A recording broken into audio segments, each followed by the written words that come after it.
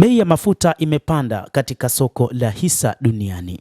Hii inakuja chini ya shinikizo siku ya leo Jumatatu baada ya mashambulizi makali ya Marekani na Israel dhidi ya Iran kusababisha hofu ya kuyumba kwa uchumi wa dunia. Hata hivyo, bei ya mafuta imepanda hadi 13% ya biashara mapema na kufikia dola 82 kwa pipa. Hata hivyo, hii haikuwahi kutokea ndani ya miezi 14. Na hii ni baada ya kufungwa kwa mlango bahari wa Hormuz, mojawapo ya mishipa muhimu zaidi katika biashara ya mafuta duniani.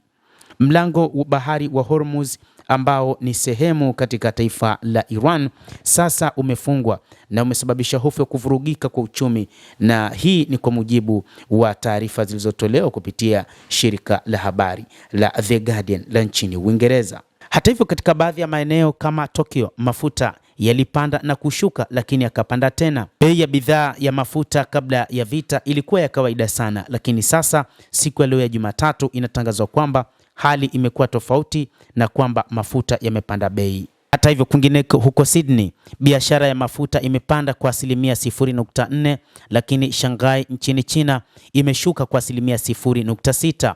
Kadhalika, bidhaa zingine ikiwa ni pamoja na dhahabu, nayo mara nyingi huchukuliwa kama rasilimali salama na wawekezaji wakati wa changamoto, imepanda kwa 2.8 hadi dola 5397.1. Mashambulizi ya kijeshi ya Marekani na Israel dhidi ya Iran hayakuonyesha dalili ya kupungua, huku Donald Trump akidokeza kwamba mzozo huo unaweza kudumu kwa wiki 4 zaidi na kusema kwamba mashambulizi yataendelea hadi malengo ya Marekani yatimizwe, huku upande wa Iran nao ukisema kwamba wao watajibu mashambulizi ndani ya siku 40.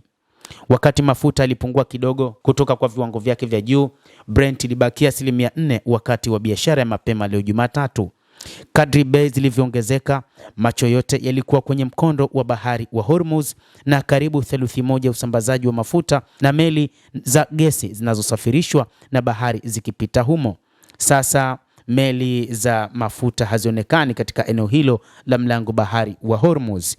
Hata hivyo, baadhi ya wachambuzi wanasema kwamba pengine huu ni mpango wa Marekani kuhakikisha bei ya mafuta inapanda, ikizingatiwa kwamba tayari Marekani imeshatoa Venezuela ambapo kuna hifadhi kubwa ya mafuta duniani baada ya kumnyakua Nicolas Maduro. Sasa mpango wa Marekani ambayo pia ina hifadhi ya mafuta ni kuuza mafuta kwa bei kubwa zaidi, na wakiamini kwamba vita hivi ikiwa vitaendelea ndani ya wiki 4, basi Marekani itakuwa imetengeneza faida kupitia mafuta, licha ya kwamba inateketea katika eneo la Mashariki ya Kati, hasa kambi zake za kijeshi ambazo Iran wakati huu inaendelea kuzishambulia. Mtazamaji, bei ya mafuta kupanda itaathiri pia katika nchi za Afrika, licha ya kwamba baadhi ya watu hawaelewi ni jinsi gani vita hivi vinaweza vikaleta athari katika bara la Afrika, wakiamini kwamba ni vita ambavyo wa Iran na Waarabu pamoja na Marekani na Israel zitawaathiri wenyewe, lakini kimsingi wachambuzi wa mambo wanaona kabisa kwamba vita hivi vitaweza kuathiri kwa kiasi kikubwa katika bara la Afrika. Tutakuletea makala ya namna ambavyo Afrika itaathirika kutokana na vita hivi, hasa kupitia mafuta, lakini pia na uchumi wake kwa ujumla. Endelea kutufuatilia mtazamaji, na usisahau kulike, usisahau kucomment, kadhalika kusubscribe channel yetu hii upate habari hizi kwa mapana. Naitwa Damu Hussein.